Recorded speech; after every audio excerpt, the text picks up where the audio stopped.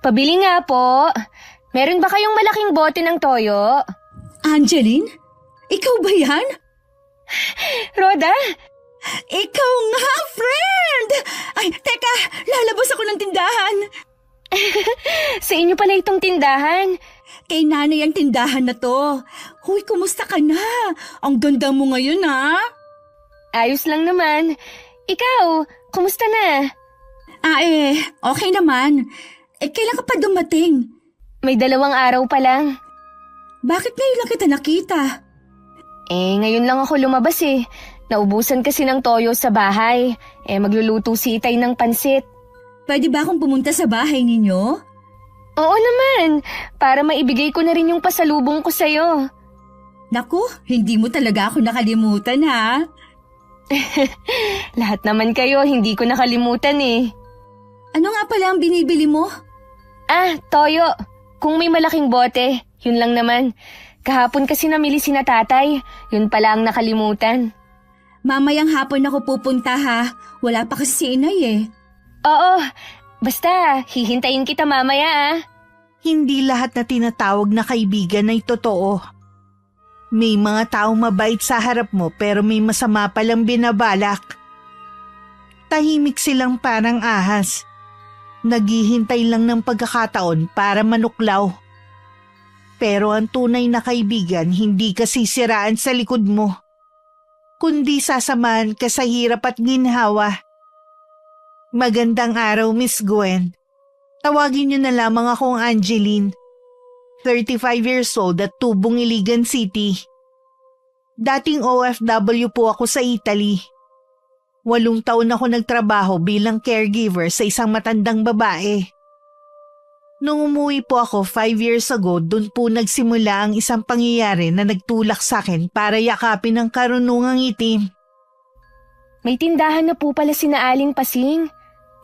Oo. Binigyan siya ng puhunan ng anak niyang bunso. Maganda naman kasi ang trabaho nun eh. Nakausap ko nga rin po si Rhoda. Siya po kasi ang nagbabantay. Nandun pala sa kanila si Rhoda. Bakit po, Tay? Hindi na ba doon nakatira si Rhoda? Matagal kang nawala. Ang dami nang nagbago dito sa atin.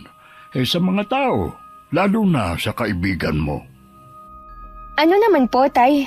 Gaya ng hiwalay na sa asawa ang kaibigan mong yun. Wala talagang forever sa mundong ito. Malas niya, dun siya natapat. Meron naman. Kami ng nanay mo. Yun nga lang, maaga siyang kinuha sa atin. Oo nga po. Tapos, hindi na rin naman kayo nag-asawa ulit. Ayoko na rin naman. Kontento naman ako sa inyong magkakapatid. Ano pa po ang mga pinagbago dito sa lugar natin pagkatapos kong umalis? Ikaw na lang mismo ang tumuklas. Hindi ka naman naaalis eh. Baka mamaya mali-mali pang impormasyon ang maibigay ko sa iyo. Makakalimutin na kasi ang tatay mo. Sige po, Tay. Kay Rhoda ko na lang aalamin ang mga gusto kong malaman. Hoy, anong oras ba darating si Rhoda? Mamaya daw pong hapon, pagdating ng nanay niya. May pasalubong ka ba bang natitira para sa kanya? Meron pa naman po. Pasensya ka na, Iha. Naubos na mga kamag-anak natin ang mga dala mo eh. Ayos lang po yun, Tay. Para naman talaga yun sa inyo eh.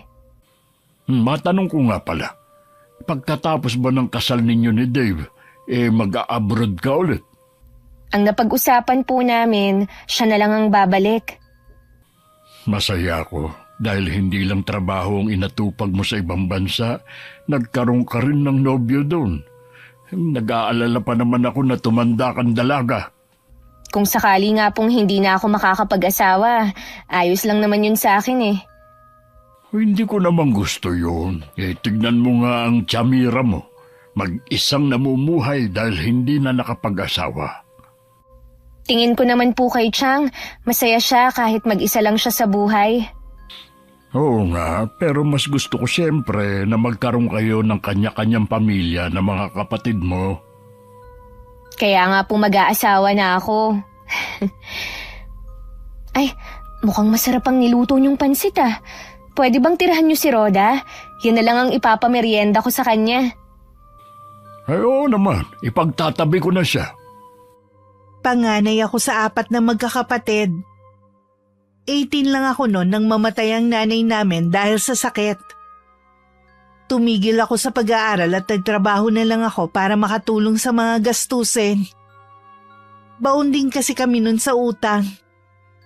Nang magkaroon ako ng pagkakataon, nag-aral ako ng caregiving dahil plano kong magtrabaho sa abroad. Meron kasi akong kaeskwela na nang-engganyo sa akin na hanggang sa kasalukuyan nasa ibang bansa pa rin siya. Si Roda naman ng mga panahon na yun sa pagkakaalam ko nakatapos na ng pag-aaral. At may boyfriend na sinasabi na may-ari ng itikan ng pamilya. Sikat nun ang kaibigan ko dahil bukod sa maganda na, nakapagtapos pa ng pag-aaral. Tanda ko nga nun marami ang naiinggit sa kanya. Dahil na rin nagkanya-kanya na kami nun, hindi na kami masyadong nagkakasama. Hanggang sa nakaalis na ako papuntang Italy. Dahil hindi rin naman ako active sa Facebook, wala rin pagkakataon para magkabalitaan kami. Hanggang nitong dumating nga ako. Angeline, nandito na si Roda. Halika, pasok ka. May ginagawa ka yata. Nag-aayos lang naman ako ng mga gamit ko habang hinihintay ka. Magtatagal ka ba dito sa atin? Wala na akong balak umalis. Balak na kasi naming magpakasal ni Dave eh. Ah, may boyfriend ka pala. Doon mo rin ba siya nakilala? Oo, nurse siya sa isa sa malaking ospital doon. Italyano ba? Nako hindi, Pinoy din. Swerte mo pa rin. Nakapagtrabaho ka na nga sa ibang bansa, makakapangasawa ka pa na maayos ang buhay. Magmerienda ka muna bago natin ituloy ang kwentuhan. Nagpatira talaga ako ng pansit kay tatay. Sa totoo lang, sawa na ako sa pansit eh. Ganun ba? Pansit kasi ang paboritong kainin dito eh. Kaya yan ang laging niluluto ni Itay. Masarap naman to kumpara sa ibang natitikman kong pansit. Masarap talagang magluto si Itay niyan. At kahit anong putahe pa. Mabalik tayo sa boyfriend mo. Ano, nakapamanhi ka na ba ang pamilya niya? Hindi pa eh. Pero nakausap na siya ni Itay sa video call. Akala ko nakita na siya ng pamilya mo sa personal. 3 buwan pa bago siya makauwi dito. Nauna lang ako dahil tapos na ang kontrata ko sa amo ko. Kapag nagpakasal na kayo, edi babalik na siya dun ulit. Oo, siya na lang ang magtatrabaho doon. At ako, dito lang sa pamilya ko. Iba pa rin kasi dito sa atin eh. Baka magnegosyo na lang din ako. Kung ako ang nasa katayuan mo, doon na lang ako titira. Ang hirap kaya ng buhay natin dito. Nandito kasi ang pamilya ko. Gusto ko rin silang makasama. Sa bagay nga, kanya-kanya naman tayo ng gusto sa buhay. Ikaw naman ang magkwento, Roda. Ilan ang anak mo? 3 na, puro nag-aaral. Bakit nga pala kayo naghiwalay ni Chris? Marami kaming hindi pinagkakasunduan eh. Kesa namang lagi kaming nag-aaway. Di maghiwalay na lang. Kawawa naman ng mga bata. Kung kailan naging 3 ang anak nyo, tsaka naman kayo naghiwalay. Naiintindihan naman ng mga anak ko yun. Kaya ba dyan na kayo nakatira sa nanay mo? Oo, wala naman kasi kaming ibang mapupuntahan eh. Saan ka nga pala nagtatrabaho ngayon? Endo na ako sa trabaho. Sa ngayon naghahanap na ulit ako. Mahirap kasi yung tambay sa bahay. Masakit sa ulo ang mga gastusin. Sinabi mo pa. Mabuti na lang nga, napagtapos ko na ang mga kapatid ko eh. Oo nga eh, ang galing mo naman. Napag-aral mo na ang mga kapatid mo. Napaganda mo pa itong bahay ninyo. Sa dami namin na pagkwentuhan ni Roda, hindi na namin namalayan na kalat na pala ang dilim sa labas. Inalok ko siyang sa amin na maghapunan pero tumanggi siya. Sa susunod na lang daw. Sigurado daw kasi na hinahanap na siya ng nanay niya. Ibinigay ko na rin ang mga pasalubong ko at dinagdagan ko pa ng mga chocolate para sa mga anak niya. Napansin ko lang kanina habang nag-uusap kami tuwing siya ang topic, lagi siyang umiiwas. Mas gusto niyang pag-usapan ng tungkol sa akin. Halata din ang pag-iwas niya sa mga iba kong tanong. Napasarap yata ang kwentuhan niyo ni Rhoda. Oo nga po. Sabi ko nga sa kanya, dito na maghapunan eh. Sa susunod na lang daw. Alam ko na magkaibigan kayo ni Rhoda dati pero gaya ng sinabi ko, marami na ang nagbago. Napansin ko nga po na umiiwas siya na pag-usapan ng tungkol sa kanya. Lagi na lang tungkol sa akin ang nagiging topic namin. Ito lang ang masasabi ko, anak, ha? Huwag kang masyadong magtitiwala sa kanya. Bakit naman po, Tay? Ano ba ang naging buhay ni Rhoda sa loob ng ilang taon?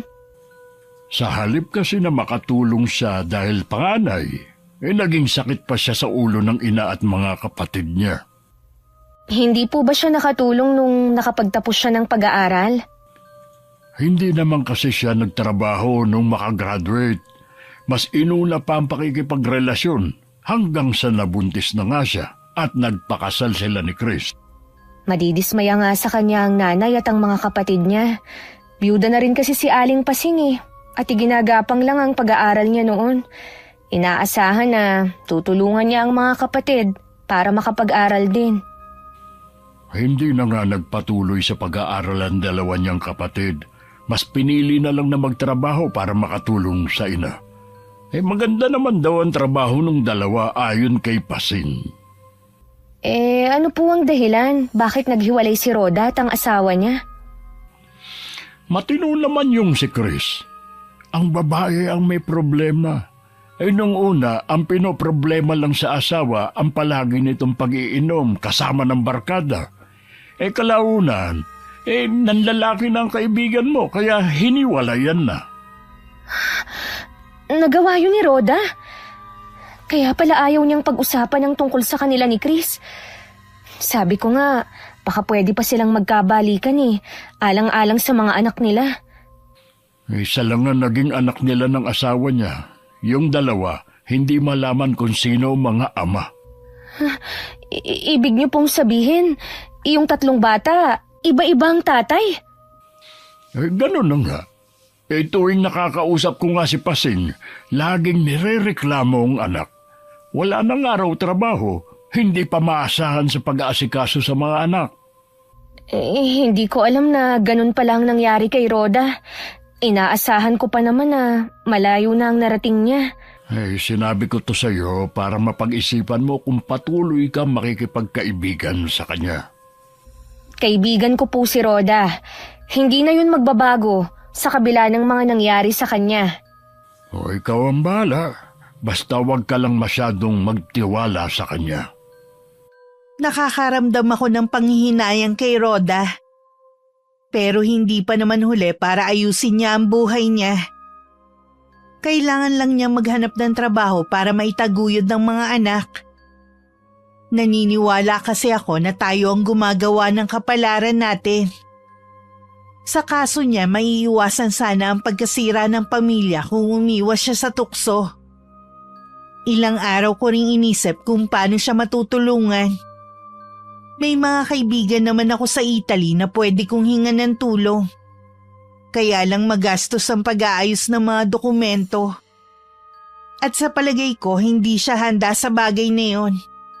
Pero babanggitin ko pa rin sa kanya. Ang lalim ng iniisip mo ah. Siguro, namimiss mo ang Italy. Rhoda, ikaw pala. Anong ginagawa mo dito sa labas ng bahay niyo? Tumatambay lang. Wala kasi akong magawa sa loob ng bahay eh. Buti na padalaw ka. Naiinis lang kasi ako sa amin kaya lumabas muna ako. Wala nang ginawa si inay kundi sermonan ako eh. Ano naman ang ikinagagalit ni Aling Pasing? Kung ano-ano lang naman ang ibinabato sa akin nun. Kasalanan ko ba kung wala akong mahanap na trabaho? Wala nang mabuti sa kanya kundi yung dalawa kong kapatid. Baka gusto mong subukan mag-abroad.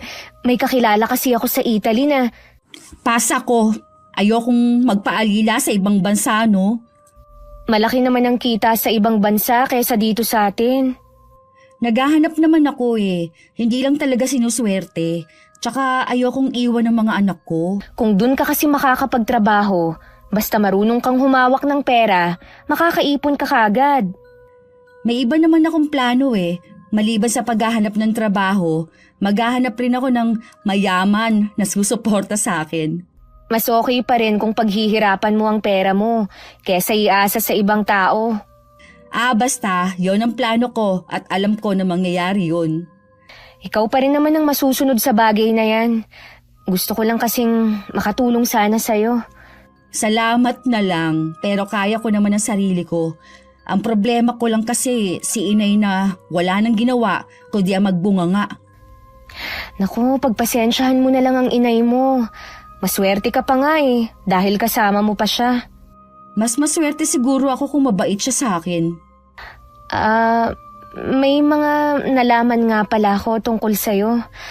Baka isa rin yun sa dahilan kung bakit nagagalit ang inay mo. Alin doon? Yung hindi man lang ako nakatulong sa kanya? Bakit kailangan niya akong obligahin dahil lang sa pinag-aral niya ako? Obligasyon naman niya yon bilang ina. Mahirap lang kasi kayo kaya inaasahan niya na tutulungan mo sila. Wala na rin naman ako magagawa. Nandito ni. Kahit araw-araw pa nila akong sumbatan. Dahil tinalikuran ko sila, hindi naman na yun may babalik, no? Tsaka, maganda naman ang trabaho ng dalawa kong kapatid kahit hindi nakatapos. Ay, hindi ka pa rin pala nagbabago. Ayaw mo pa rin na pinagsasabihan ka. Araw-araw may bago ako nababalitaan tungkol kay Rhoda. Gaya ng araw na yon.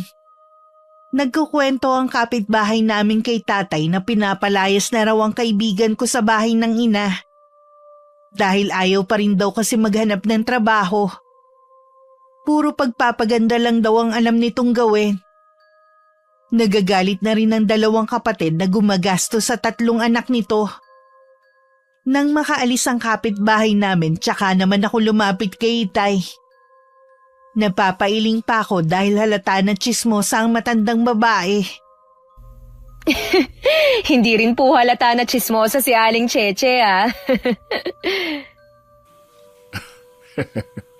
Wala kasing mapaglibangan kundi chismis. Inalok ko nga po si Rhoda nung manggaling siya dito. Kung gustong magtrabaho sa Italy. Pero ayaw daw niyang magpaalila eh. Mapili siya eh. Tinutulungan mo na nga siya. Siguro, inaalala din niya ang gagastusin. Magagawan naman po yun ng paraan eh, kung gugustuhin niya. Tayo nga nun, malaki rin ang nagastos at puro utang pa. Makaalis ka lang. Wala talaga siyang pangarap sa buhay. Naawa din kasi ako sa mga anak niya at kay Aling Pasing. Kahit naman maawa ka sa kaibigan mo, kung ayaw naman niyang tulungan ang sarili niya, wala rin. Gusto ko po siyang tulungan, Tay. Sa abot ng makakaya ko. Napakabait mo talaga, anak. Sana karapat dapat siya sa kabaitan mo. Nagmana lang po ako sa inyo ni Nanay. Hoy, tara na nga sa loob. Mainit na masyado dito sa labas. Tay, bala ko sanang puntahan si Tia Mira sa kanila. Nandun kaya siya ngayon? Kapag ganitong araw wala yun sa bahay niya. Ano ba ang sadya mo sa kanya? Makikipagkwentuhan lang po ako. Bukas ka na pumunta sa kanila. Alam ko na naiinip ka na. Tulungan mo na lang ako sa negosyo natin. Sige po. Kumusta naman po ang bakery niyo, Tay? Malakas naman. Palibasa nga kasi walang kalaban. At saka, masarap naman ang tinda nating mga tinapay. Lalo na yung malunggay pandesal natin. Sana dumating na si Dave dito. Naiintindihan ko na namimiss mo na siya. Ilang buwan na lang naman magkikita na kayo. At saka, lagi naman kayong magka-video call sa gabi Iba po kasi kapag sa personal Konting tiis na lang. Mabilis lang naman ang mga araw Maglibang ka na lang. Sa linggo, nag-aaya ang mga kapatid mo na kumain tayo sa labas. Sila na daw ang bahala. Nakakatuwa naman sila. Dati, sa akin sila laging nagpapalibre. Ngayon, sila na ang manlilibre sa atin. Gusto lang nilang makabawi sa lahat ng sakripisyo mo sa kanila. Sulit naman ang lahat ng sakripisyo ko eh. Tinupad nila ang pangako na magtatapos sila. Wala na akong mahihiling pa. Maayos na ang mga buhay nyo. Pwede na akong sumunod sa nanay nyo. Tayo naman, wag nga kayong magsasalita ng ganyan. Kahit malalaki na po kami, kailangan pa rin namin kayo. Biro lang naman yun. Hindi po magandang biro yun. Baka pagalitan pa kayo ng mga kapatid ko kapag nalaman nila ang sinabi ninyo. Huwag mo na lang sabihin sa kanila. Ang mabuti pa, tulungan mo na lang akong maghanda ng hapunan natin. Nagre-request si Miko ng adobong manok sa gata. Ang pagluluto na ng hapunan na naging banding namin ni Itay. Ang tatlo ko kasing kapatid may mga trabaho na. Minsan naman sa umaga sumasama ako sa bakery. Buhos man ang biyaya sa amin, lagi pa rin ako nakakaramdam ng lungkot. Siguro habang buhay ko na itong mararamdaman dahil sa pagkawala ni nanay sa amin. Dumating ang araw ng linggo. Ako ang pinapili ng mga kapatid ko kung saan kami kakain. Pagkatapos pinasyal din namin si Itay. Bago umuwi, dinalaw muna namin ang puntod ni nanay. Habang taimtim ako nagdadasal, nararamdaman ko ang malamig na simoy ng hangin sa paligid. Hindi ko alam kung ako lang ba ang nakaramdam o sila din. Mainit naman kasi ang panahon at hindi rin mahangin. Dahil pagod sa maghapon na pamamasyal at pakiramdam ko busog pa rin ako, hindi na ako naghapunan. Nakahiga lang ako nang tawagin ako ni Itay at sabihing nasa labas si Roda. Mabilis naman akong lumabas ng kwarto. Galing ako dito kanina. Sabi ni Aling Cheche, umalis nga daw kayong mag-aama. Saan kayo nagpunta? Namasyal lang kami. At saka dinalaw na rin ang puntod ni nanay. Hindi mo man lang ako niyaya. Naiinip na rin kasi ako sa bahay eh. Akala ko nga, kaya hindi ka pumupunta dito sa bahay dahil may trabaho ka na. Wala pa. Hindi lang ako nakakalabas dahil nga may sakit ang bunso ko. Kumusta na ang anak mo? Magaling naman na. Pwede na siyang pumasok bukas. Lumabas lang ako para makasagap ng sariwang hangin. Siguro, nag-away na naman kayo ng nanay mo, no? Araw-araw na lang. Nakakarindi na siya. Kung pwede lang sanang magpalit ng nanay eh. Yeah. Sa dami ng sakripisyo ng nanay mo sa'yo, hindi naman yata tamang magsalita ka ng ganyan sa kanya kahit hindi niya naririnig. Sumusobra na din po kasi siya, Mang Adolfo. Ay nakakarindi na yung araw-araw na paninermon niya.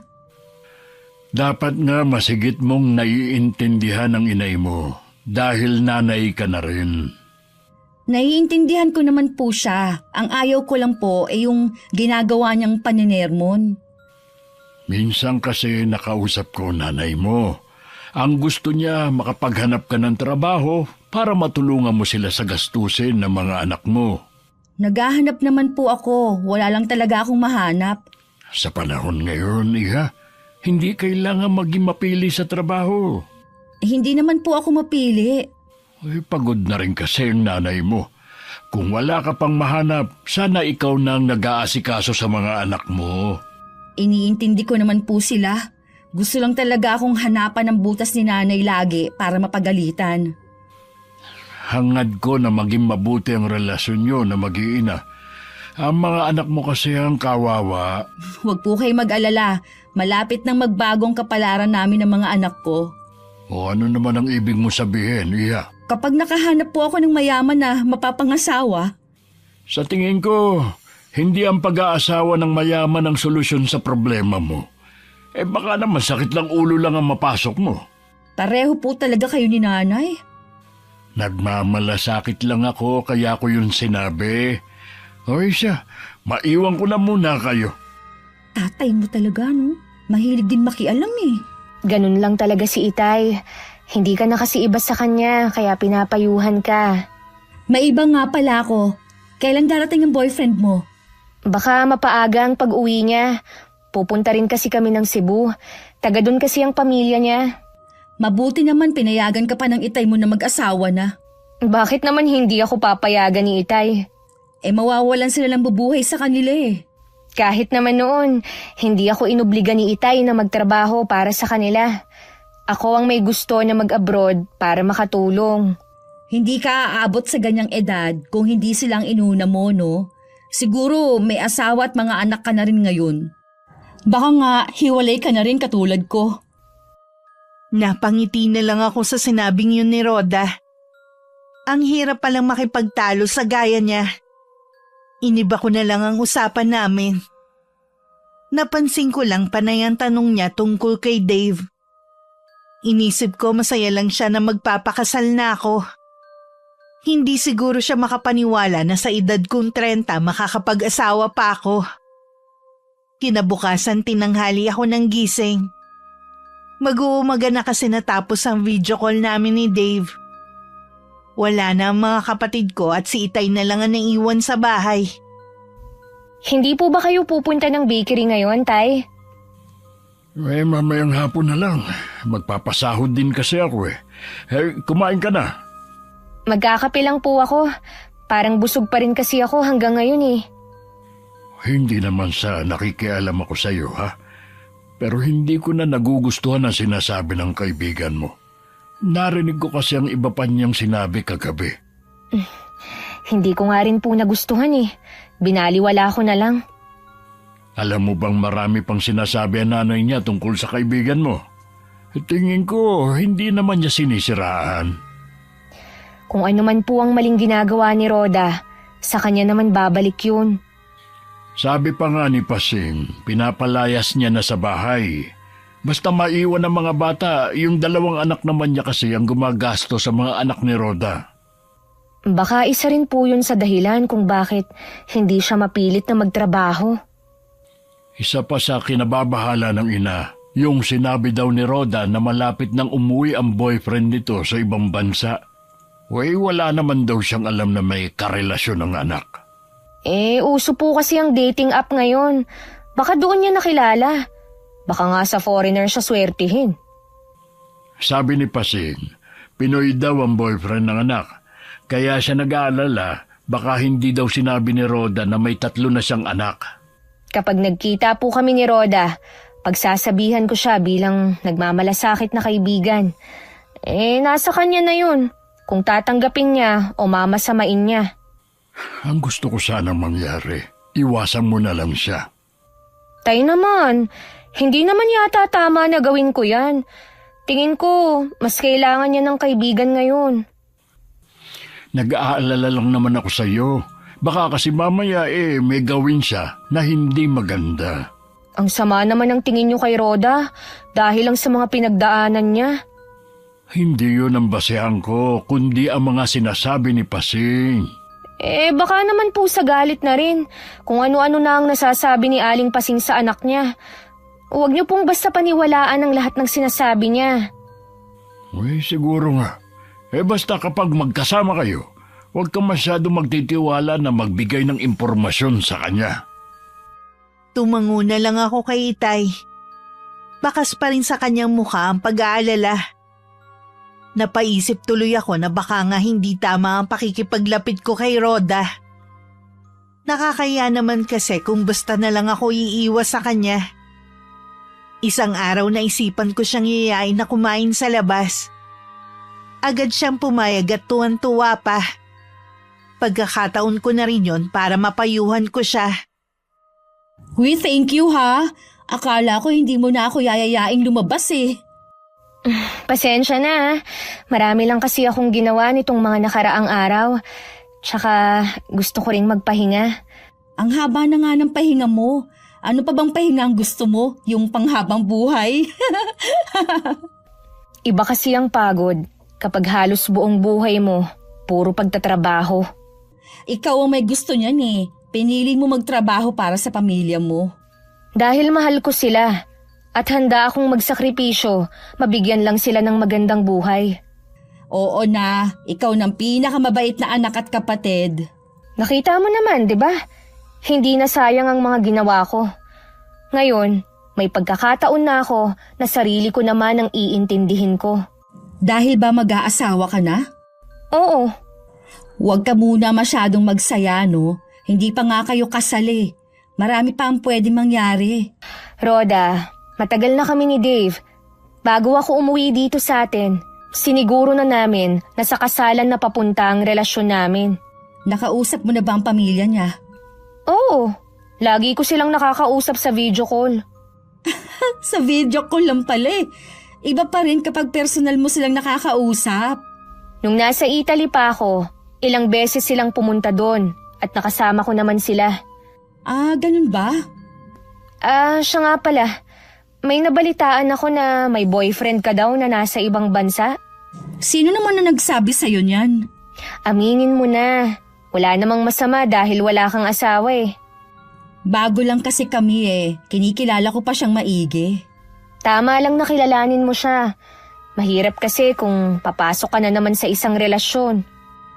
Kung kami ang magkakatuluyan, ako ng pinakamaswerteng babae. Kaya lang, may isa akong problema eh. Ano naman? May karibal kasi ako sa kanya. Naku, wag mong sabihin na may asawang lalaking sinasabi mo. Wala siyang asawa. Eh kung ganun, girlfriend? Wag na nga natin siyang pag-usapan. Huy Rhoda, paalala lang ha. Kung alam mong may sabit na kahit hindi pa kasal, wag ka nang umeksena. Alam mo naman ang karma, digital na rin ngayon. Isipin mo rin sana ang mga nangyari sa'yo dati. Nang mga sumunod na araw, hindi nagpapakita si Rhoda. May pagkakataong pinuntahan ko siya sa kanila pero sabi ni Aling Pasing natutulog pa.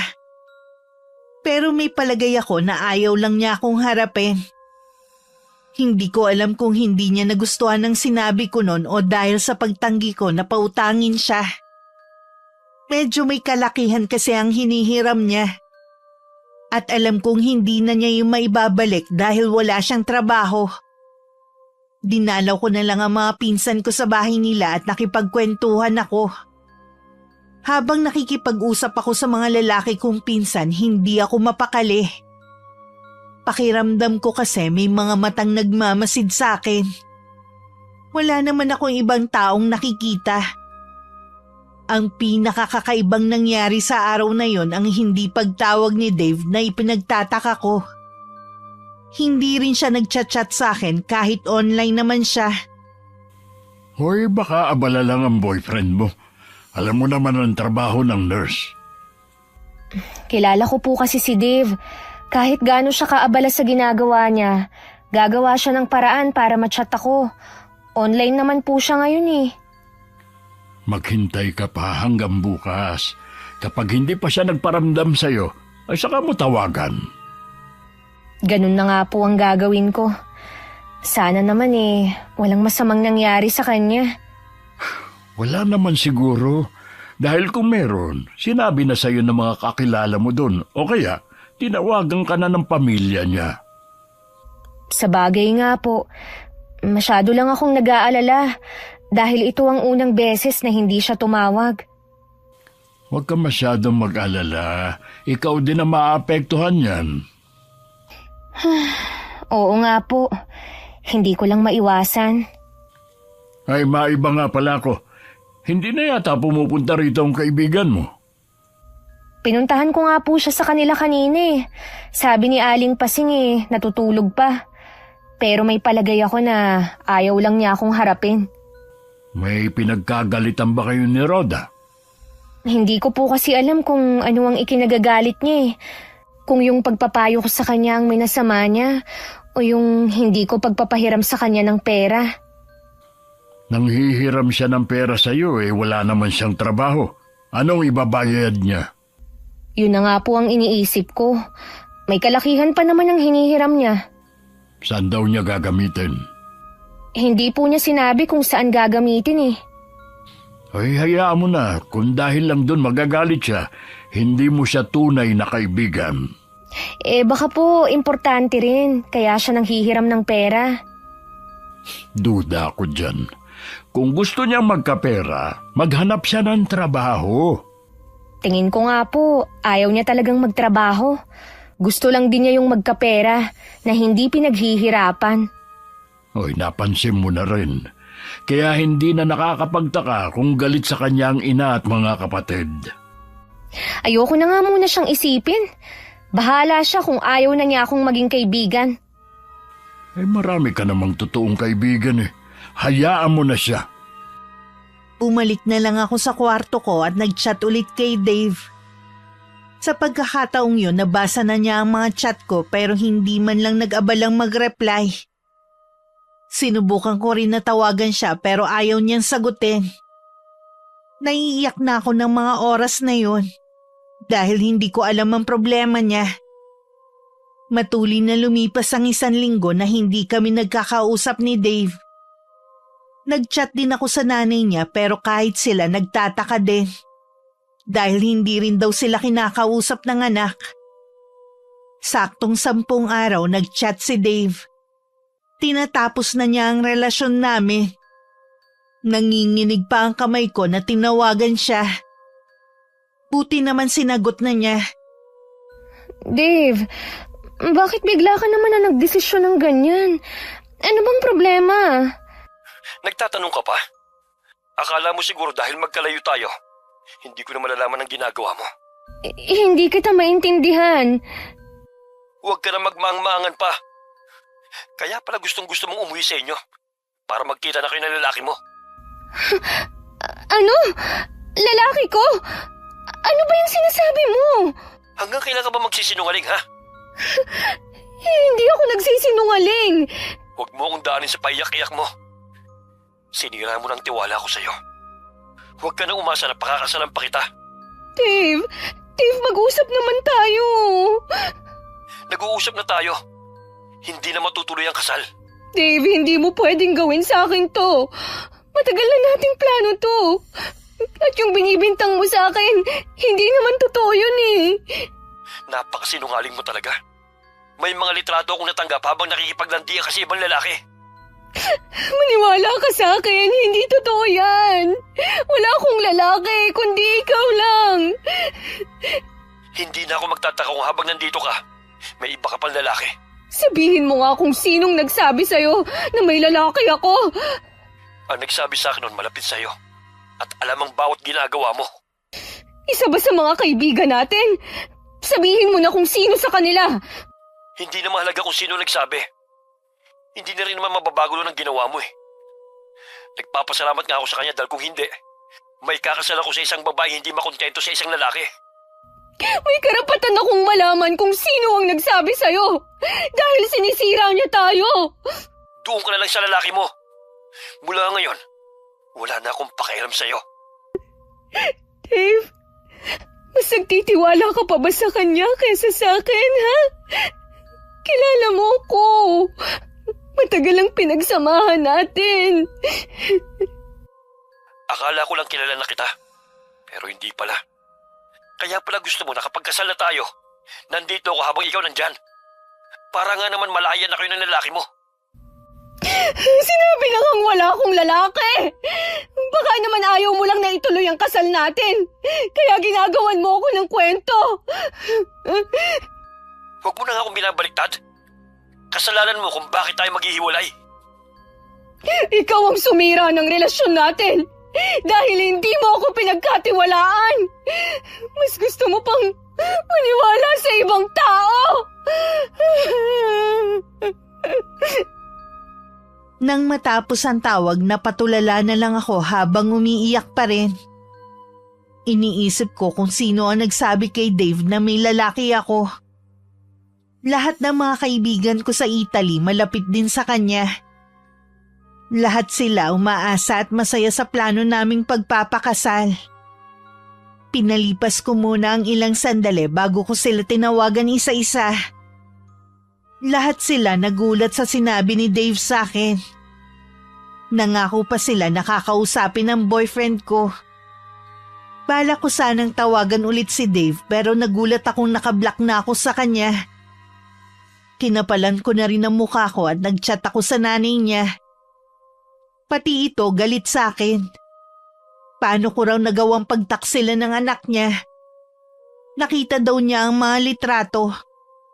Sigurado daw sila na hindi yun edited. Sinabihan pa ako na wag nang manggulo. Kahit anong paliwanag ko, hindi na niya ako pinakinggan. Sa isang iglap nasira ang lahat ng plano ko dahil lang sa kasinungalingan ng isang tao. Bakit ang dilim ng buong bahay?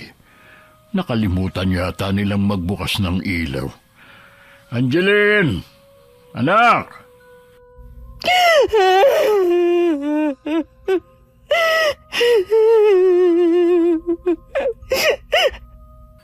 Oh, Angeline! Ano nangyari? Bakit ang gulo ng kwarto mo? Nilooban ba tayo? Hindi po, Tay. Uy, bakit ka umiiyak? Paano mo ipapaliwanag ang kalat dito? Huwag mong sabihin na ikaw may gawa nito. Hindi ko lang po kasi napigilan ang sarili ko eh. Aayusin ko naman ang mga yan. Hayaan mo na muna ang mga kalat na yan. Sabihin mo muna kung bakit ka umiiyak. Kasi po, Tay, kausap ko kanina si Dave. Nakipaghiwalay na po siya. Hindi na po tuloy ang kasal namin.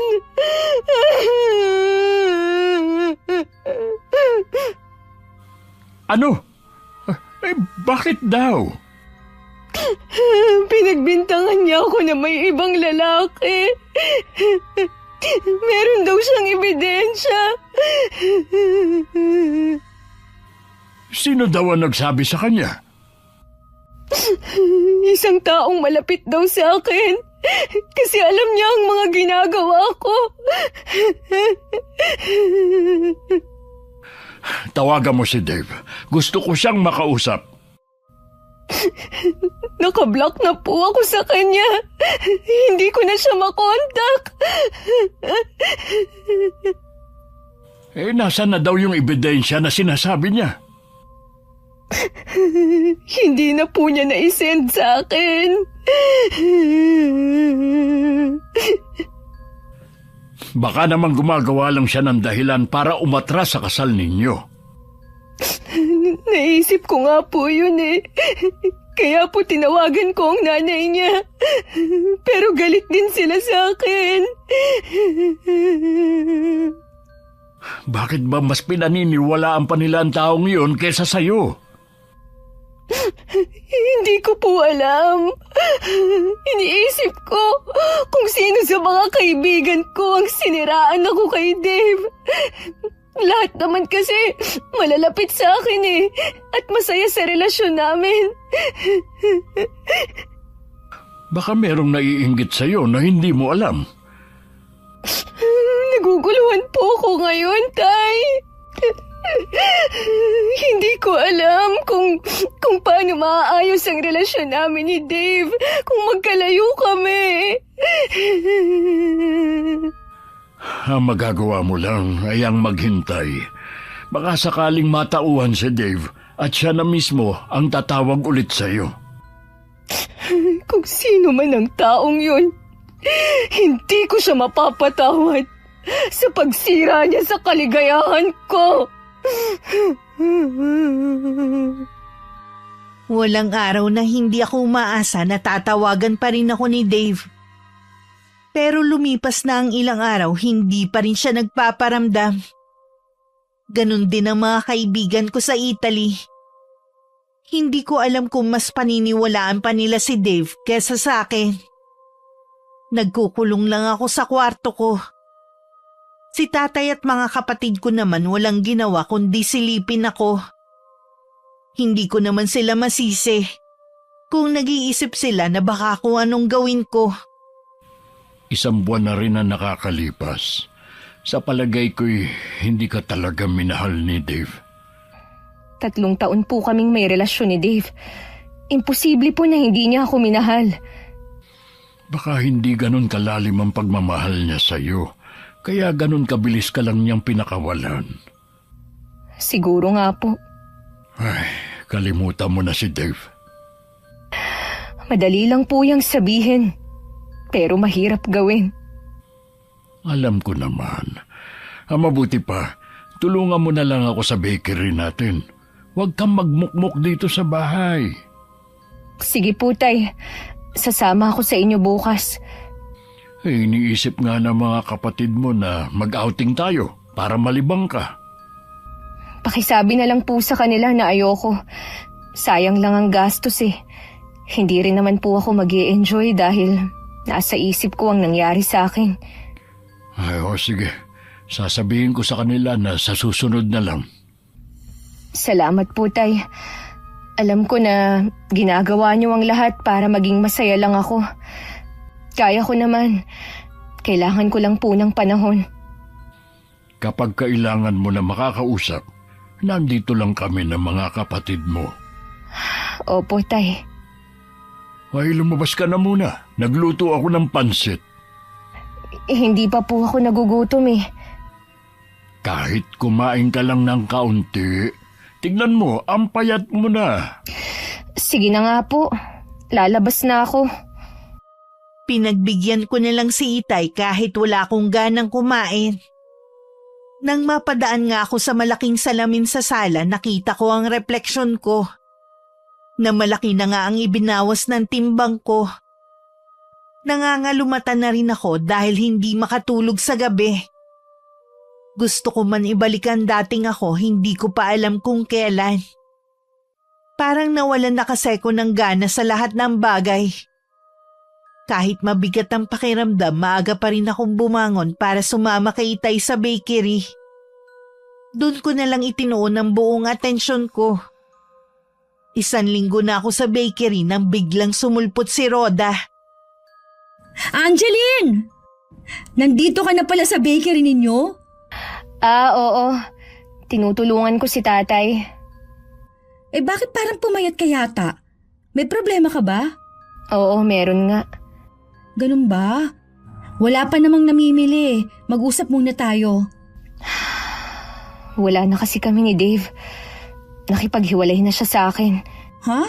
Bakit naman? Meron daw akong ibang lalaki dito. Eh meron nga ba? Wala akong lalaki. Maniwala ka. Eh kung ganon, baka dahilan na lang niya yun. Yun nga rin ang iniisip namin ni Tatay eh. Sabi ko naman sa'yo huwag kang pakakasiguro. Marami pang pwedeng mangyari. Oo nga. Masyado lang talaga akong nagtiwala sa kanya. Eh di kakalimutan mo na lang siya? Wala naman akong magagawa eh. Tinapos na niya lahat. Hindi man lang niya ako binigyan ng pagkakataon na patunayang inosente ako. Makakahanap ka pa naman ng ibang lalaki na magmamahal sa'yo. Hindi ko pa yan naiisip sa ngayon, Rhoda. Kumusta ka na nga pala? Bakit ngayon ka lang nagpakita? Busy kasi ako. May trabaho ka na ba? Wala pa. Kung ganun, ano o sino ang pinagkakaabalahan mo? Eh sino pa ba? Di yung boyfriend ko na taga ibang bansa. Sabi ko nga sa kanya, magbakasyon naman siya. Masaya ako para sa'yo. Mukhang nahanap mo na ang lalaking para sa'yo. Sabi ko naman sa'yo akong panalo sa huli. Ibang klase ka rin no? Hindi mo man lang inisip na may maaapakan ka. Ganito talagang labanan pagdating sa pag-ibig. Sana makilala ko naman siya. Oo. Kapag natuloy siyang pumunta dito sa atin, iimbitahan ko siya sa bahay namin. O paano? Tsaka na lang tayo magkwentuhan Ang dami ko pa kasing gagawin eh. Minsan punta ako sa inyo para mahabang usapan natin. Tumangulang ako. Bago umalis, bumili muna si Rhoda ng 10 pirasong pandikoko. Wala naman talaga akong gagawin. Bigla lang kasing bumigat ang pakiramdam ko nang malaman na masaya ang kaibigan ko habang nagdurusa ako.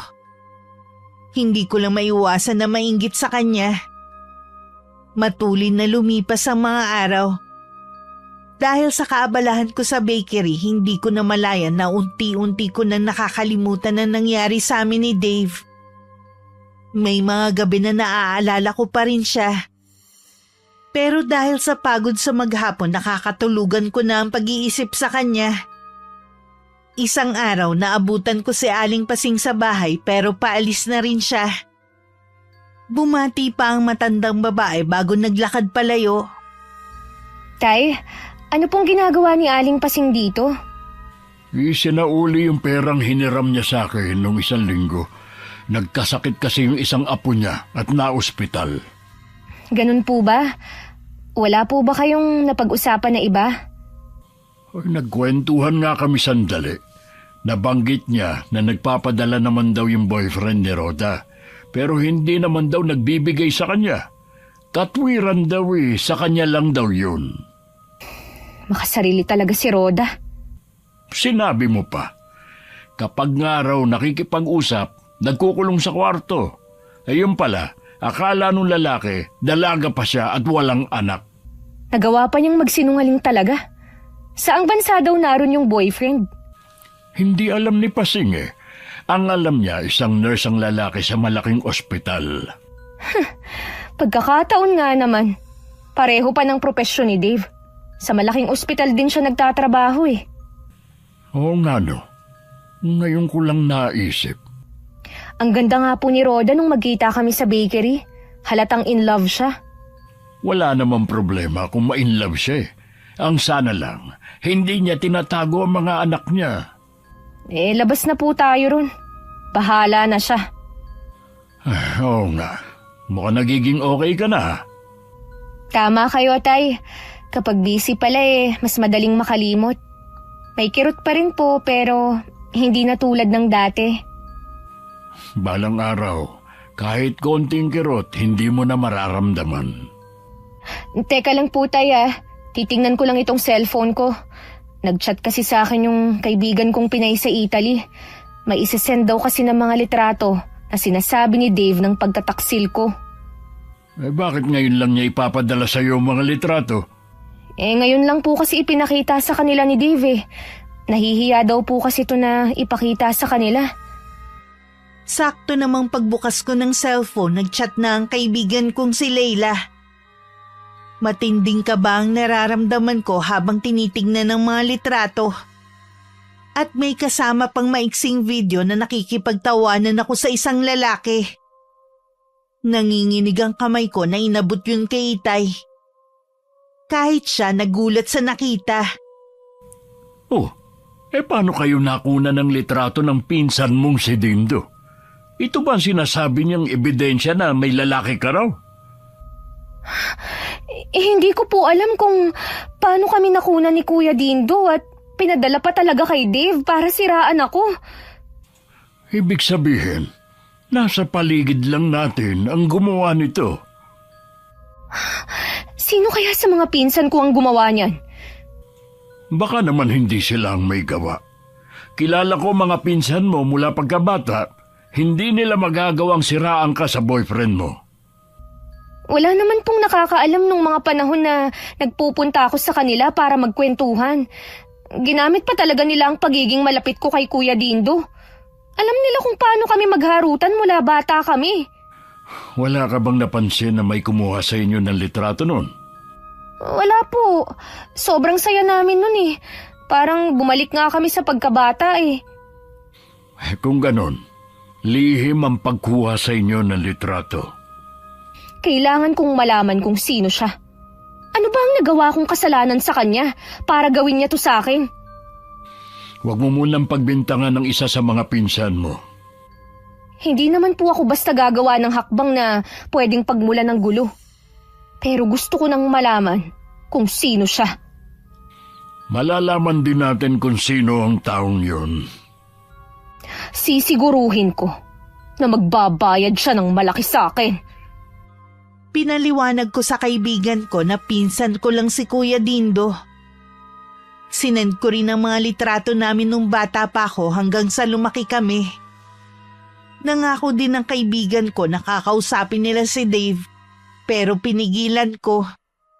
Hayaan na lang kako. Tutal naman hinusgahan na niya ako. Dahil sa pag-iisip, puro palpakan na gagawa kong trabaho sa bakery. Kaya nagpaalam na lang ako kay Itay na hindi na muna ako pupunta sa mga susunod na araw. Pinayagan naman niya ako. Mang Adolfo, wala po yata si Angeline ngayon. Hindi kasi maganda ang pakiramdam niya. Dahil pa rin po ba sa pakikipaghiwalay ng boyfriend niya sa kanya? Masyado niya talagang dinibdib, ano? Wala na naman sa kanya yun. Ang hindi lang niya matanggap na kaya sila nagkahiwalay dahil sa paninira ng taong malapit sa kanya. Ano pong ibig niyong sabihin? Yung tao kasing yun, nagpadala ng mga litrato nilang magpinsan. Inakala tuloy ni Dave na lalaki siya ng anak ko. Ganun po ba? Ang sama naman pala ng taong yun. Oo nga eh. Alam ko na nga agad na dahil sa inggit kaya niya nagawa yun. Meron na po kayong pinaghihinalaan? Wala pa sa ngayon. Baka hindi na rin namin alamin. Tutal naman, wala na sila ni Dave. Ayaw na rin pala makipagbalikan ni Angeline? Labis kasi siyang nasaktan dahil pinakita lang ni Dave na wala siyang tiwala sa kanya. Kahit sino naman po siguro mapunta sa sitwasyon ni Angeline, ganun din po ang gagawin. Hindi rin kasi ang tipo ng anak ko ang maghahabol sa lalaki. Sabi ko nga po sa kanya, makakahanap rin siya. Malay nyo, taga rito lang ang mapapangasawa niya. Ay, maiba ka nga pala ako. Kumusta na kayo ng boyfriend mong nagtatrabaho sa ibang bansa? Ayos naman po kami. Saan bansa nga ba siya? Ang nabanggit lang kasi ng nanay mo nurse siya. Sa Italy po siya. Ang pagkakataon nga naman Nurse din sa Italy si Dave. Baka nga sa isang ospital pa sila nagtatrabaho. Naku, malabo po yun. Ang lawak kaya ng Italy. Sa bagay nga. Sige po mga Dolfo, aalis na ako. Naalala ko may gagawin pa nga pala ako. Sige, mag-iingat ka. Ay pakisabi sa nanay mo, magkwentuhan naman kami sa ibang araw. Pag-uwi sa bahay ni Itay, agad niyang binanggit ang naging pag-uusap nila ni Rhoda. Dahil wala pa rin ako sa mood, hindi ko pinapansin ang sinasabi niya. Nakuha lang niya ang atensyon ko nang sabihin niyang baka si Rhoda ang nagtraidor sa akin. Bakit naman po siya ang naisip niyo? Dahil ang nurse at nasa Italy din nagtatrabaho ang boyfriend niya. Hindi lang yun. Dahil noon pa, ganyan na ang gawain niya dito sa lugar natin. Kaya malaki ang posibilidad na siya nagpadala ng mga litrato niyo ni Dindo dun kay Dave. Anong gagawin ko, Tay? Kukumprontahin ko ba siya? Hindi muna sa ngayon. Wala pa tayong ebidensya. Paano kaya sila nagkakilala? Maraming paraan, anak. Lalo na kung inalam ng ahas mong kaibigan ang Facebook account niya. Paano niya nagawa to sa akin? Kahit matagal kaming hindi nagkita, hindi nagbago ang turing ko sa kanya bilang kaibigan. Sinabihan na kita na hinay-hinay ka sa pagkukwento sa kanya ng tungkol sa buhay at mga plano mo. Hindi ko naman kasi alam na gagawin niya to sa akin Siguradong lalapit pa siya sa'yo, kaya maging maingat ka na. Ano pa ang nagawa ko sa kanya para gantihan niya ako? Hoy, hindi naman kailangan may gawin kang masama sa kapwa mo para gawang kanya ng masama. Sapat na ang matinding inggit. Kung tutuusin naman, mas nakalalamang siya sa akin. Hindi lang niya kasi ginamit ang utak niya. Kung alam ko lang na mangyayari ito, noong pa sana, pinigilan na sana kita na muling makipagkaibigan sa kanya. Sana, sinunod ko ang kutob ko. Hindi naman po kayo nagkulang ng paalala sa akin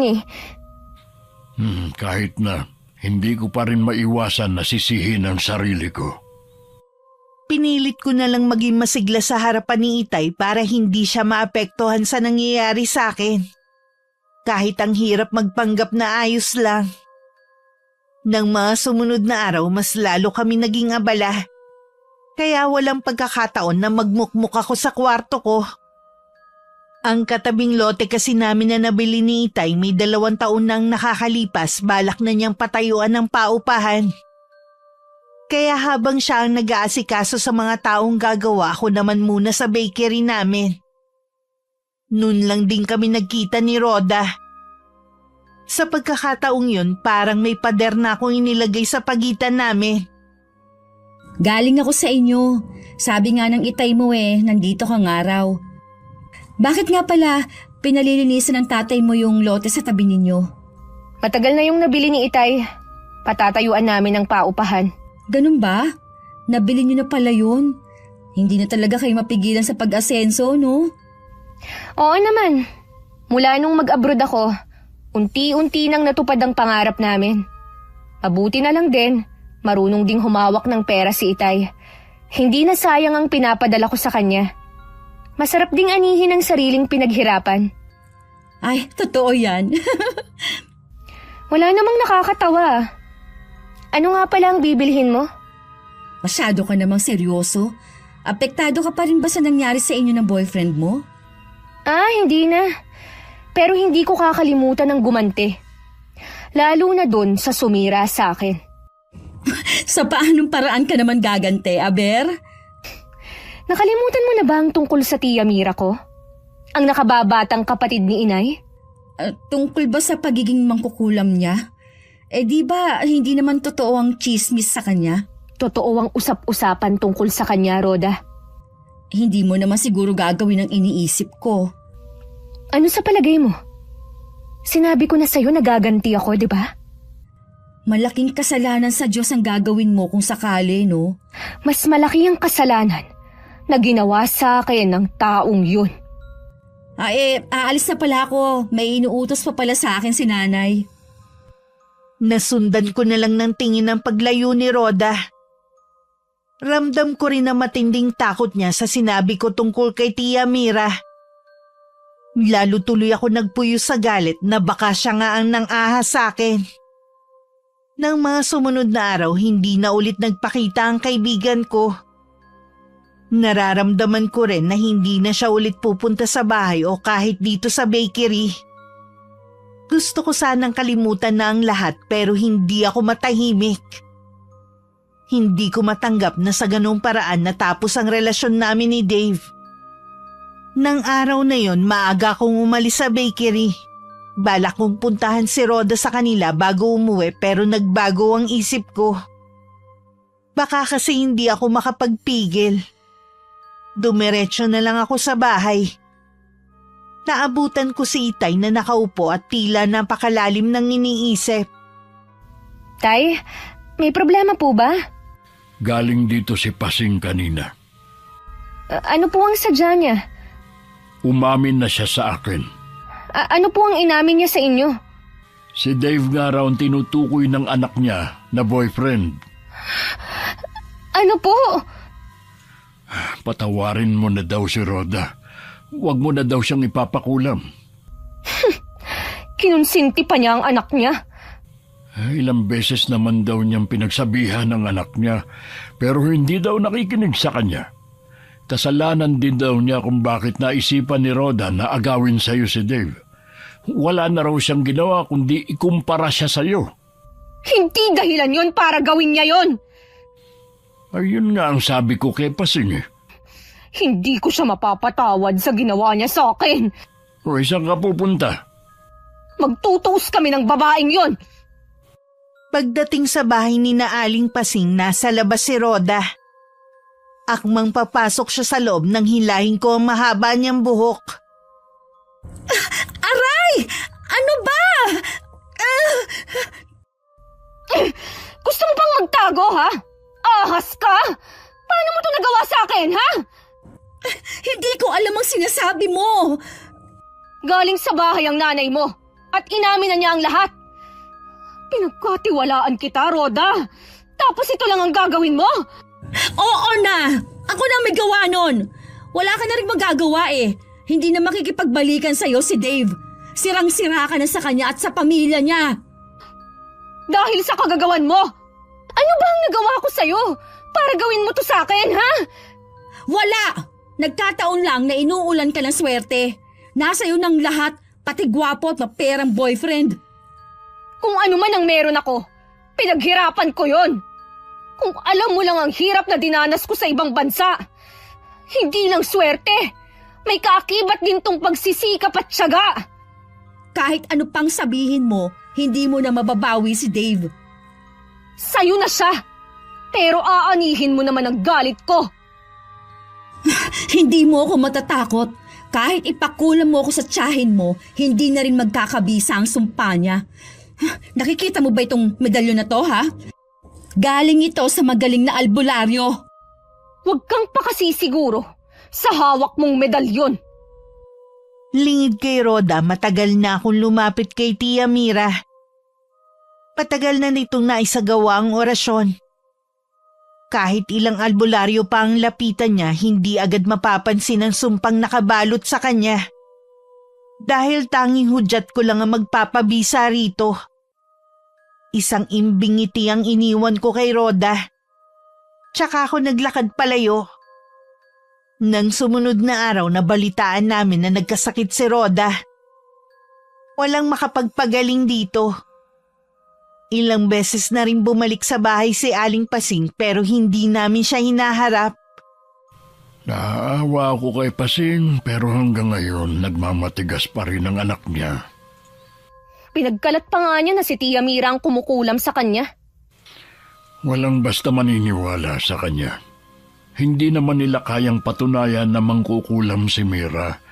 Pero hindi mo na dapat yun sinabi kay Rhoda. Alam ko naman po kasi na walang maniniwala sa kanya eh.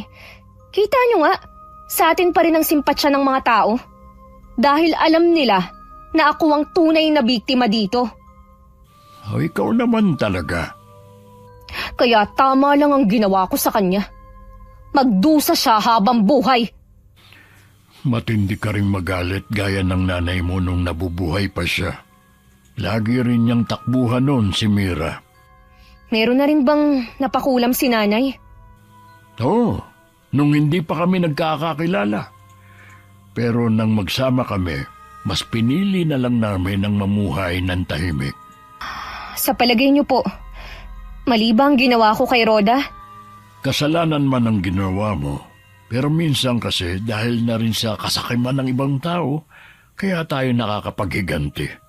Ang gusto ko, ikaw mismo ang makaalam kung hanggang saan lang dapat aabot ang paghihiganti mo. Lalabas lang po muna ako. Gusto ko lang makasagap ng hangin.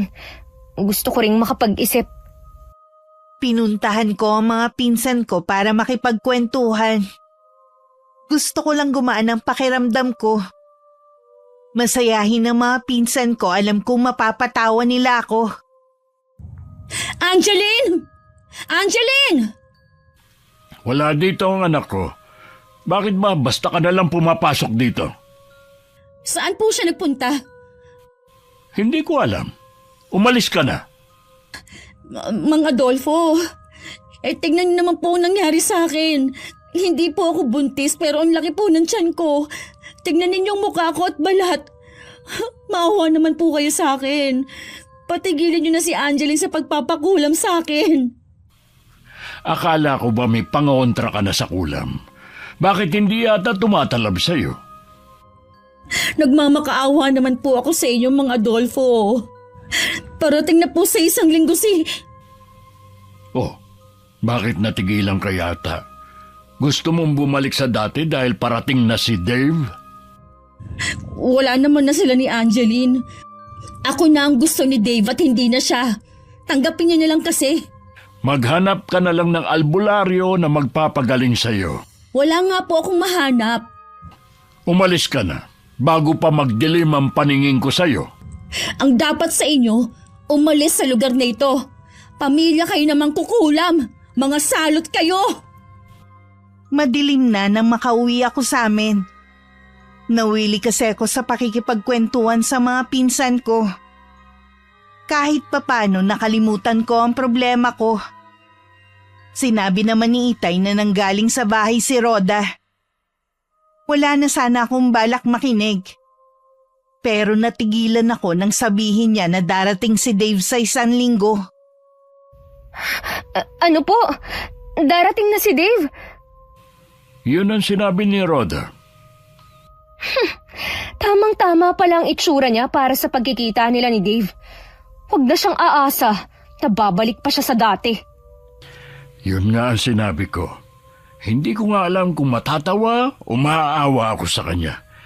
Ang laki kasi ng tiyan niya At puro bukol ang buong mukha at katawan. Ang layo na ng itsura niya sa dati. Yun na ang karma sa ginawa niya sa akin. Magtapat ka nga sa akin. Mahal mo pa rin ba si Dave? Hindi naman po ganun kadali na maglalaho ang pagmamahal ko sa kanya. Kung talagang gusto niya si Rhoda, bahala po sila. Hindi ako maghahabol. Pero hindi ko babawiin ang ginawa ko sa babaeng yun. Habang nag-uusap kami ni Itay, dumating naman si Rhoda. Pinasadahan ko siya ng tingin. Tama nga ang sinabi ni Itay. Ang layo na ng itsura niya sa dati na may makinis na balat. Para din siyang nakalunok ng malaking pakwan dahil sa laki ng tiyan niya. Alam ko na lihim ang pinagtatawanan ng itsura ko. Hindi ka ba naaawa sa akin, ha? Ikaw ba naawa sa akin nung traidorin mo ko, ha? Dahil lang sa inggit, Rhoda, nagawa mong sirain ang buhay ko. Sa palagay mo kaya, magiging masaya ka habang buhay? Para kang nauubusan ng lalaki. Desperada na kasi ako kaya ako yung nagawa. Nakikiusap naman ako sa iyo, Angeline. Maawa ka sa akin. Hirap na ako. Wala akong magagawa sa kalagayan mo. Kausapin mo ang tiya Mira mo. Bawiin na ka mong sumpa sa akin. Wala na si Tia Mira ko sa lugar natin. Hindi ko alam kung saan siya nagpunta. Ano? Eh di, habang buhay na lang akong ganito. Ginusto mo yan, di ba? Kaya yan ang karmang nararapat sa'yo. Paano na to? Paano ka magugustuhan ni Dave? Diyan mo nga siya masusubukan eh. Kung hanggang saan ka niya mamahalin. Hindi niya ako pwedeng makita ng ganito. Masisira ang plano ko. Wala ka na talaga sa tamang katinuan. Mabuti pa, umalis ka na. Nakatungo ang ulo habang umiiyak na umalis si Rhoda sa bahay namin. Ako naman pumasok na lang sa kwarto ko. Kinuha ko ang cellphone ko. Noon lang ulit ako nagbukas ng messenger. Ang daming chat ng kaibigan ko na nasa Italy. Kahit hindi daw ako pumayag, kinausap nila si Dave tungkol sa bintang sa akin na pagtataksil. Nasa lalaki na daw ang desisyon. Sa totoo lang nagpapakatatag lang ako para kay Itay at sa mga kapatid ko.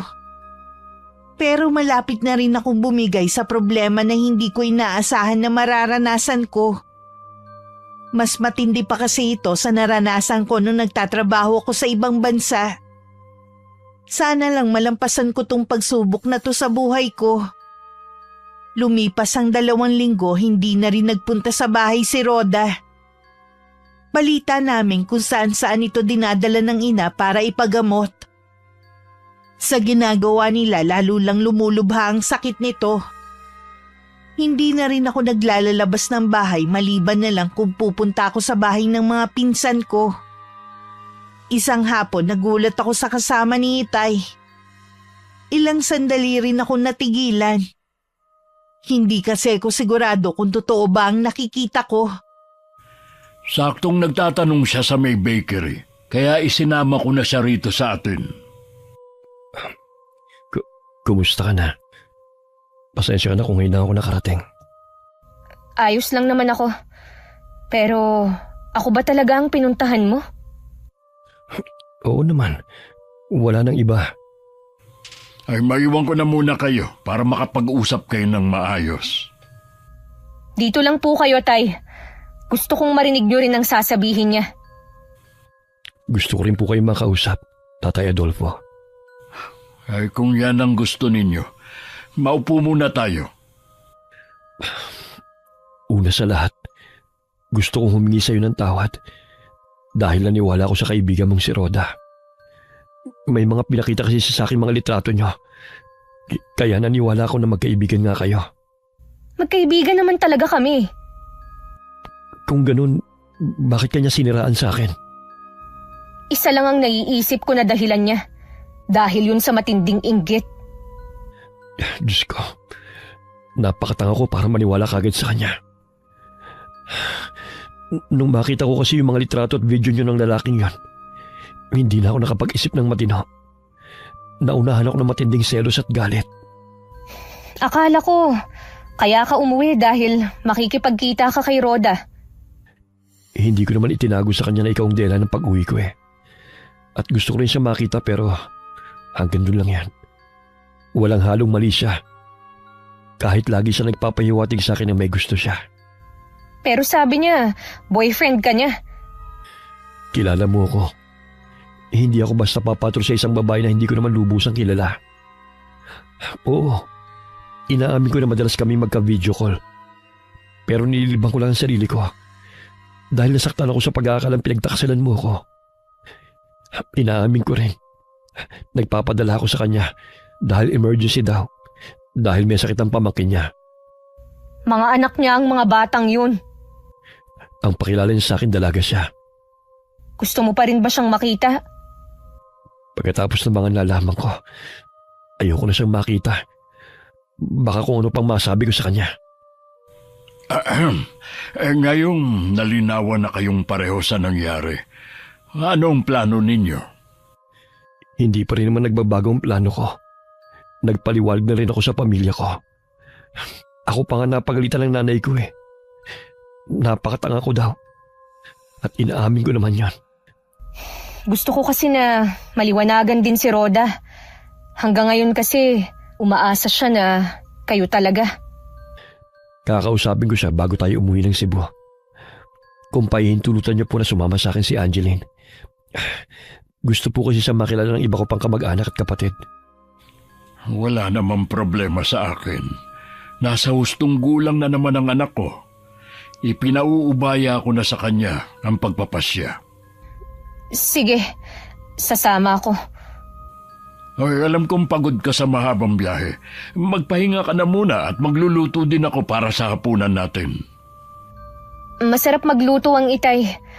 Siguradong magugustuhan mo. Maraming salamat po sa mainit niyong pagtanggap sa akin. Nagkakulay ulit ang mundo ko pagkatapos dumating ni Dave. Sa wakas nagkalinawan na rin kami at naipaliwanag ko na ang sarili ko. Dahil wala pa naman si Rhoda sa kanila, kinabukasan na masyal muna kami. Nakausap ko rin ang mga magulang ni Dave at humingi na sila ng dispensa sa akin. Isa na lang talaga ang problema namin, si Rhoda. Habang namamasyal kami, dumating siya sa bahay. Nakarating kasi sa kanya ang balita na nasa amin si Dave. Nasaan ang malanding anak mo, ha? Huminahon ka nga. At saka dahan-dahan ka sa binibitawan mong salita sa anak ko. Hindi ako hihinahon. Ilabas niyo si Dave. Wala sila rito. Hindi ako naniniwala. Alam ko, itinatago mo lang sila. Kahit halughugin mo pa ang buong bahay, hindi mo sila makikita. Hindi ako aalis dito hanggat hindi ko nakakausap si Dave. Kung nakinig ka lang sana at pinahalagahan mo ang sakripisyo ng nanay mo, hindi mo to mararanasan. Baka nga mas malayo pa narating mo kaysa sa anak ko. Malapit ko na yung maabot kung hindi sana umeksena ang anak mo. Sa pamamagitan ng pang-aagaw mo sa boyfriend niya? Sa paggawa ng kasinungalingan? Kung nagtagumpay ka na siraan ng pagsasama ng iba, pues hindi ka magtatagumpay sa pagkakataong ito. Tingnan natin. Yang itsura mo ang tingnan mo. Sa palagay mo kaya magugustuhan ka ni Dave? Kung dati na maganda ka, hindi ka niya nagustuhan, ngayon pa kaya? Alam ko na gusto niya ako. Sinabi niya yun sa akin, kaya nga makikipagkita siya sa akin pag uwi niya eh. Dapat siguro, hindi lang sa albularyo ka magpatingin, pati na rin sa doktor sa utak. Sinasabi mo ba na nababaliw na ako, ha? Ano pa nga ba sa palagay mo? Hindi ako baliw! Nakikita mo ba to, ha? Anong gagawin mo? Ibaba mo yung patalim mo! Hindi ko to ibababa hanggat hindi mo binabawi ang sinabi mo. Hindi ko babawiin dahil yun naman talagang totoo. Walang matinong babae ang gagawa ng ginawa mo. Ginagalit mo talaga ako, ha? Mabuti na lang dumating sa oras ang mga kapatid ko. Napigilan nila ang balak na pag-atake ni Rhoda kay Itay. Naagaw din nila ang patalim mula rito. Ilang sandali lang dumating na rin si Aling Pasing para sunduin ng anak. Nang malaman kong muntik nang mapahamak si Itay, agad kaming umuwi sa bahay ni Dave. Hindi po ba kayo nasaktan? Ayos lang ako. Sumusobra na talaga ang babaeng yun. Kailangan sa kanya makulong para doble ang pagdurusa niya. Huwag na, Aya. Humingi naman ng tawad si Pasing eh. Lagi naman eh. Pero hindi naman nagtitino ang anak niya. Sa palagay ko rin, tama ang sinasabi ni Pasing. May kasalanan din siya kung bakit nagkaganon si Rhoda. Mula daw kasi nung dumating ka, lagi niyang kinukumpara ka sa anak. Akala niya kasi gagawin kang inspirasyon para magsikap. Hindi naman niya alam na ganon ang gagawin nito. Ibig bang sabihin, patawarin na lang natin siya? Oo, at patawarin mo na rin para mawala na ang bisa ng sumpa sa kanya. Bigyan natin siya ng pagkakataon na magbagong buhay, kahit alang-alang man lang sa mga anak niya. Gusto ko po muna siyang kausapin. Pagkatapos namin mag-usap ni Itay, pumunta ako sa bahay ni na Aling Pasing. Pinapasok naman ako ng matandang babae na hindi makatingin sa akin. Halata sa kanya ang nahihiya sa ginawa ng anak. Nasa sala din ng 3 bata. Biglang lumambot ang puso ko nang makita ko ang mga inosente nilang muka. Dinala na rin ako ni Aling Pasing sa kwarto kung nasan si Rhoda. Nakahiga ito sa kama nang makita ko biglang napaupo. Parang babaliktad ang sikmura ko sa amoy na nagmumula sa kanya. Para yun nabubulok na laman. Ibig lang sabihin, lumalala ang karamdaman nito. Buti naman nagpakita ka na rin. Rhoda, mag-usap tayo gaya nung hindi pa tayo magkaaway. Sinasabi mo bang parang magkaibigan ulit tayo? Oo. Pagkatapos ng mga ginawa ko sa'yo at pagpapakulam mo sa akin, sa palagay mo pwede pa nating ibalik ang dating pagkakaibigan? Bakit hindi? Pinapatawad na kita sa ginawa mo sa akin. Sana ganun din ako sa'yo. Sinira mo ang pangarap ko. Inagaw mo sa akin ang pagkakataong guminhawa ang buhay namin ng mga anak ko. Noon pa naman, gusto na kitang tulungan eh. Pero ikaw ang tumatanggi. Tandaan mo, hindi basta-basta umaasenso ang isang tao sa madaling paraan. Laging may kaakibat itong sakripisyo. Gaya mo, matagal na panahon din akong nawalay sa ama at mga kapatid. Oo, lahat tayo nagsasakripisyo para sa mga mahal natin sa buhay. Alam ko na magagawa mo rin yun. Marami ka pang pagkakataon para matupad ang pangarap mo. Patawarin mo ako. Ang laki ng kasalanan ko sa'yo. Muntik ko na ring masaktan ang itay mo. Samantalang kapag nagigipit ang inay dahil sa mga anak ko, siyang laging nalalapitan. Asahan mo na lagi pa ring tutulong ang itay sa inyo. Alam mo naman kung gaano kabuti ang puso niya eh. Napatawad mo na ba ako? Bago pa ako pumunta dito, napatawad na kita. Gusto ko pa rin na maging magkaibigan tayo. Pakisabi rin kay Dave na sorry sa ginawa kong gulo sa pagitan ninyo. Maiintindihan ko kung hindi niya ako mapapatawad. Mabait si Dave. Katunayan nga niyan, kasama ko siya. Nasa labas siya. Gusto mo bang makausap siya? Hindi na. Wala rin ako mukhang maiharap sa kanya. Kung nakapag-isip-isip ka na, tutulungan kitang makahanap ng trabaho. Niyakap ko pa si Rhoda. Hindi man lang ako nakaramdam ng pandidiri sa balat niya. Habang yakap ko siya, napansin kong unti-unti nang nawawala ang mga bukol at sugat sa balat niya. Alam kong malapit na siyang gumaling. Bago umalis, humingi din ako ng dispensa kay Aling Pasing sa perwisyong nagawa ko. Habang pauwi kami, magaan na ang pakiramdam ko. Nawala na ang bigat sa puso ko. Akala ko gusto akong kausapin ni Rhoda.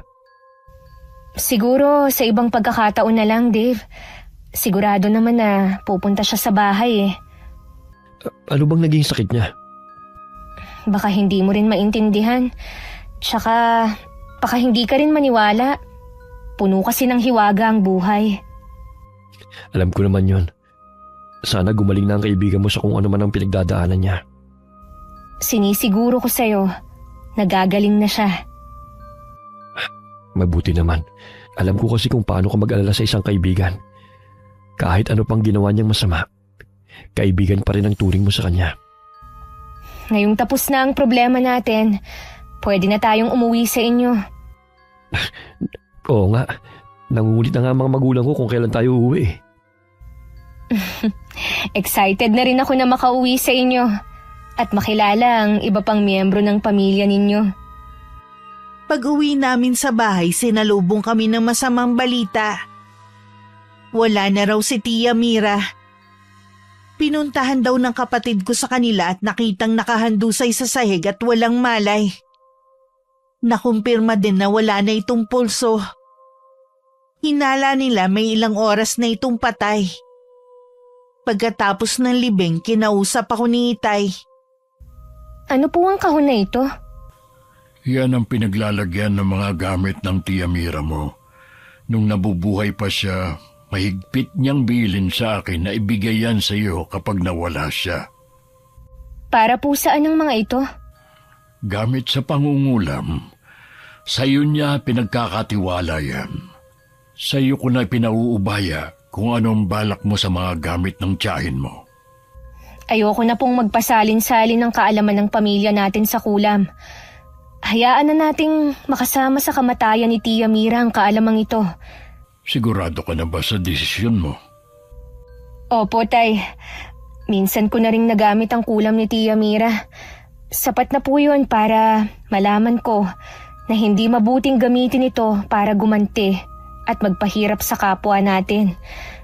Ayoko nang maulit yun. Gaya niyo po nung magsama kayo ng inay. Hindi na ulit siya lumapit sa kapatid para magpakulam. Yan ang pinakamaganda mong sinabi, anak. Ibaon po natin sa malayo ang kahon na ito para wala nang makahanap. Sige, ako na ang bahala. Humingi rin ako ng tawad kay Tia Mira kung mas pinili ko na talikuran ang pamana niya sa akin.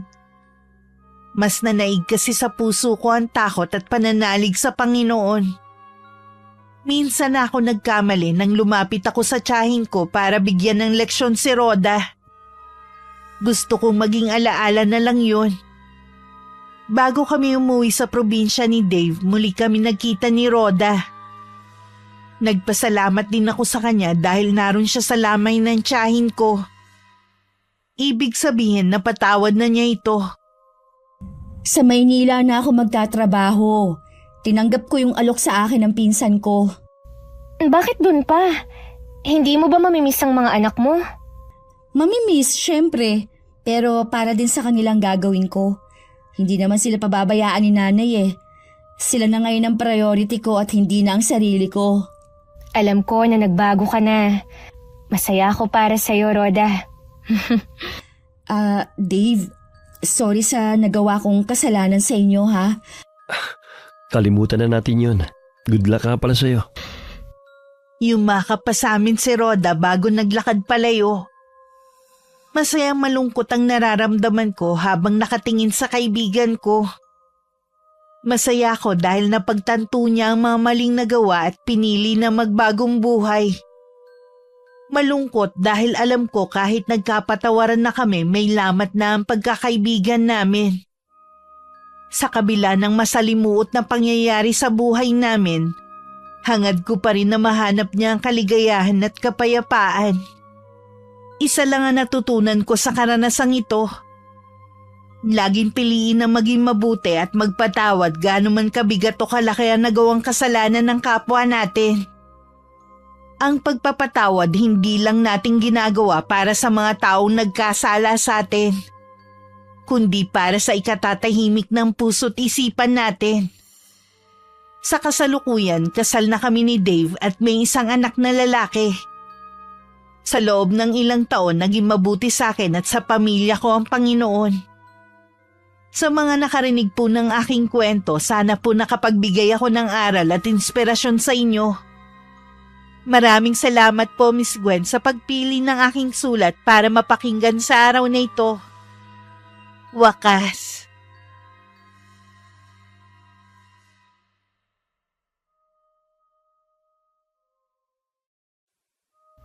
Pabili nga po. Meron ba kayong malaking bote ng toyo? Angeline,